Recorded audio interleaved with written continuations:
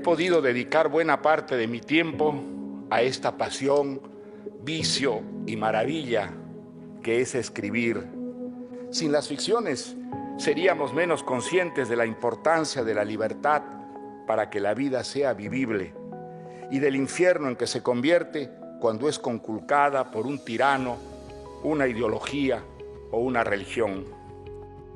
Jorge Mario Pedro Vargas Llosa, ese nombre largo como su estatura en las letras, se ha despedido del mundo.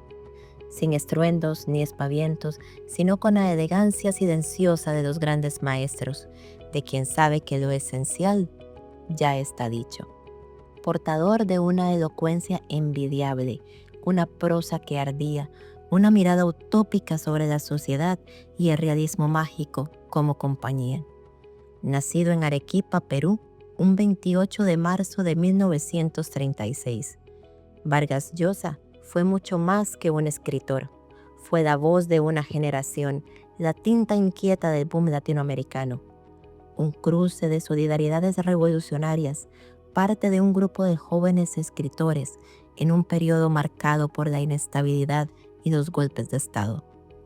Al lado de Gabriel García Márquez, Julio Cortázar y Carlos Fuentes, tejió un nuevo mapa literario del continente. Un mapa de palabras, de heridas, de sueños rotos y esperanzas tercas. Su padre nunca quiso verlo empuñar una pluma, pero su madre, su abuelo y su tío materno lo empujaron al agua de los libros, donde nadó con furia, con entrega y obstinación, a pesar de que el llamado de las letras, en la realidad de aquel momento, daba una fama mundana. La buena literatura tiende puentes entre gentes distintas y haciéndonos gozar, sufrir o sorprendernos, nos une por debajo de las lenguas, creencias, usos, costumbres y prejuicios que nos separan. Vargas Llosa, yo he tenido la oportunidad de conocerle en persona. Fue uno de los personajes, creo que en el siglo XX, más famosos por su aportación literaria, sobre todo en España, y también fue uno de las grandes figuras de los refugiados latinoamericanos en París. Por lo tanto, creo que la figura de Vargas Llosa no se va a reemplazar tan fácilmente en la escena literaria internacional latinoamericana. Su vida fue un viaje constante entre países, lenguas, contradicciones y convicciones. Aprendió a leer a los 5 años y nunca dejó de escribir. Para él, la literatura no era solo un oficio, sino una forma de respirar. Escribió ensayos, relatos, novelas, columnas de opinión, cuentos infantiles, una autobiografía y hasta dejó su huella en las tablas teatrales, como si supiera que la vida no alcanza si uno no la multiplica en relatos. Desde La ciudad y los perros, un primer rugido que incomodó tanto que fue quemado por miles de ejemplares en público y que fue apenas el preludio de la espina que encarnaba para ciertas clases políticas. Y hasta su última obra, Vargas Llosa nunca dejó de mirar el mundo con ojos críticos, utópicos, profundamente humanos. Ante la triste noticia del fallecimiento de Mario Vargas Llosa, quiero compartir lo que su literatura ha significado para mí. Mi primer encuentro con su obra fue La ciudad de los perros, asignada durante mis años universitarios. Esta novela me impactó profundamente con su retrato, donde personajes como el jaguar y el poeta enfrentan un sistema opresivo con distintas respuestas. Lo que más admiro de Vargas Llosa es su compromiso con la literatura como herramienta para cuestionar la realidad. Su legado perdurará en cada una de sus obras. Aunque hoy nos abandona físicamente, su voz seguirá viva en cada lector que se acerque a su extraordinaria literatura, trascendiendo así el tiempo y la muerte. Fue liberal, sí, y polémico. Fue aplaudido y también cuestionado. Y sin embargo, jamás dejó de ser coherente consigo mismo. En 1990 se atrevió a dejar de agasajar el papel con las palabras para lanzarse a la arena política. Quiso cambiar a su país desde el poder. y aunque perdió en las elecciones presidenciales frente a Alberto Fujimori, su intento fue un gesto para revelar que su compromiso con América Latina iba más allá de las novelas. Al Perú yo lo llevo en las entrañas, porque en él nací, crecí, me formé, perdí la inocencia y descubrí la soledad, la autoridad, la vida adulta y el miedo. Vargas Llosa fue muchas cosas.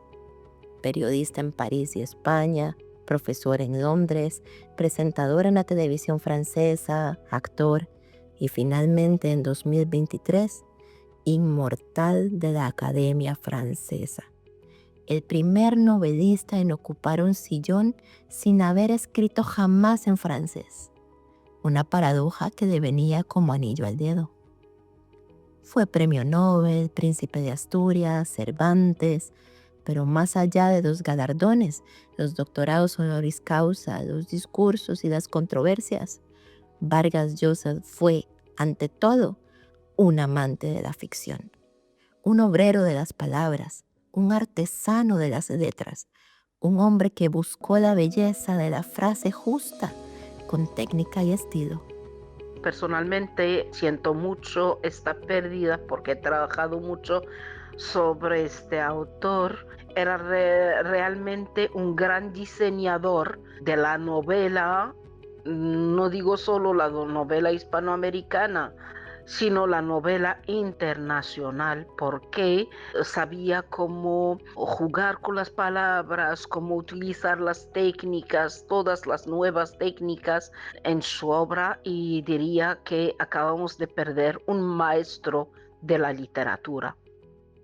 A sus 87 años aún hablaba de escribir como un niño habla del juego, con reverencia, con pasión. Morir en medio de una palabra que se quedó sin terminar.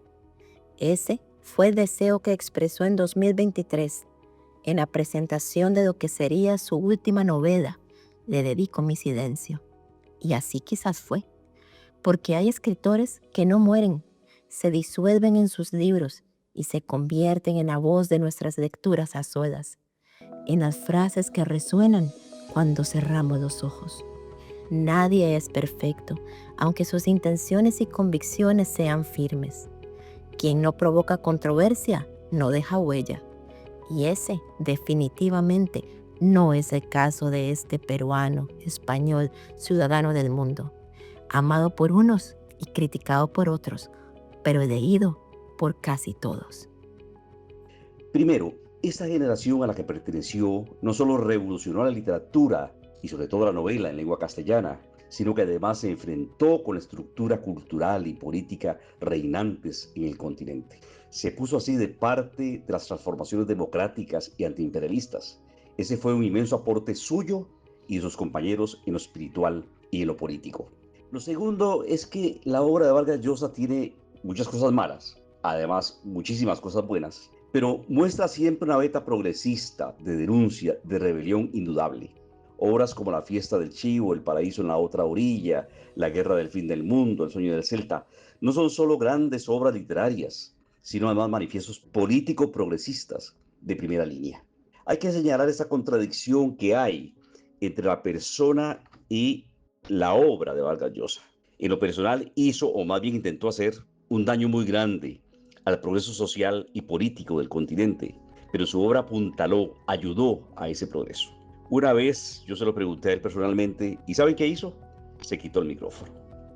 Desde el 13 de abril de 2025, Mario Vargas Llosa habita otro mundo, pero sus personajes caminan entre nosotros, sus denuncias siguen hiriendo donde deben doler, y sus sueños por el progreso de América Latina aún alumbran las antorchas de tantos corazones esperanzados.